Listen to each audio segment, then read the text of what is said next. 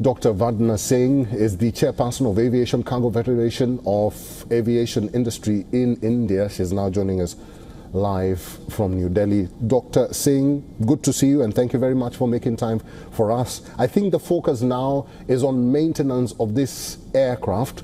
Do you think this will be a problem going forward? No, this is not going to be a problem going forward, but right now, firstly, I would like to thank you for having me on your show, and also to really discuss at which stage of investigation we are right now. Currently, this is the preliminary report that has been released as of 2:30 a.m. yesterday morning, and there have been a whole lot of discussions. To me, it is just 7 to 8% of the investigation that is coming out right now. Definitely, to answer your question, maintenance is going to be one question mark, one angle. The engineering, the maintenance, the entire upkeep, all of that is going to definitely come up. But we can not just leave it to the fuel switch mechanism. As we know, there was a advisory way back on December 17th, 2018, giving this advisory on the fuel switch lock mechanism. And I don't know why this had to be waited for another 7 years for 2025, this crash to happen. So what were the measures taken? What was done in the interim?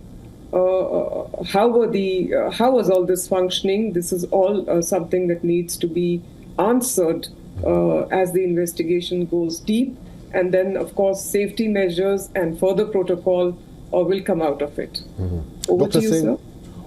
Dr. Singh, what are some of the, because we know the investigation is currently ongoing and we cannot predict what the outcome will be, but what are some of the recommendations that you have to rather avoid such future crashes from happening?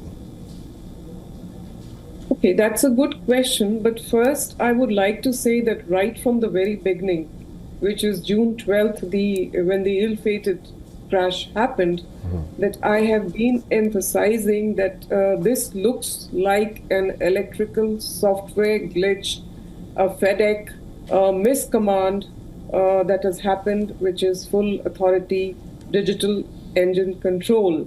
That is the brain of the computer of the operating system. That I see there was a miscommand there. So moving forward, of course, there are going to be various precautionary safety guidelines that are going to come out. Also regarding what happens when you see something already happening even before the aircraft is at 400 feet from takeoff, because nobody even looks at that point even at the checklist, because the aim is to get the aircraft to a certain height before looking into these things.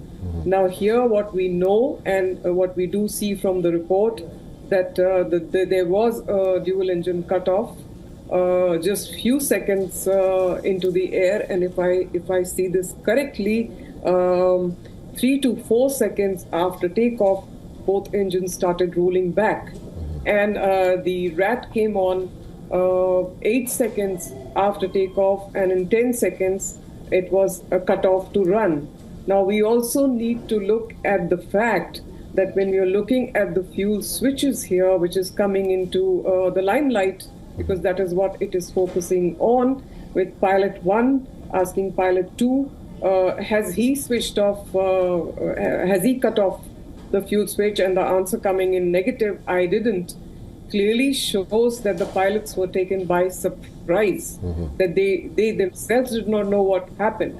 And when they took the cutoff back to run, it took them 4 seconds. Yeah, whereas just too late. when this actually few minutes after takeoff, few seconds after takeoff, as I just mentioned, the run to cutoff happened within 1 second. So my question here is, this is not humanly possible, because even if you run it with a simulator, you will see that you cannot you cannot pick up the lever, bring it back, forth. You cannot do that in 1 second. But in the initial stage, when this cutoff happened, the cutoff happened in 1 second. This is not humanly possible. And when the pilots attempted it, they managed it in 4 seconds, after which the engine 1 actually relighted, it picked up, whereas the engine 2 did not. That also goes to the FedEx logic, that there was definitely some miscommand, some glitch, electrical software that I have been maintaining. Okay. So first, this probe needs to finish. The outcome needs to come out, and then the mandatory advice as to, how things should move forward, be it a 787 be it 777, be it a 737, any equipment, what further protocols need to be followed, what are the mandatory, checks, what are the things that need to be looked into in terms of changing or replacing any faulty sensors, anything like that, that will all come out. Okay. Over to you, sir. All right, let's wait for the final report and see what the investigators come up with. Dr. Singh, we'll have to leave it there. Thank you very much for talking to us today. Thank you so much. Thank you for having me on your show. Thank you.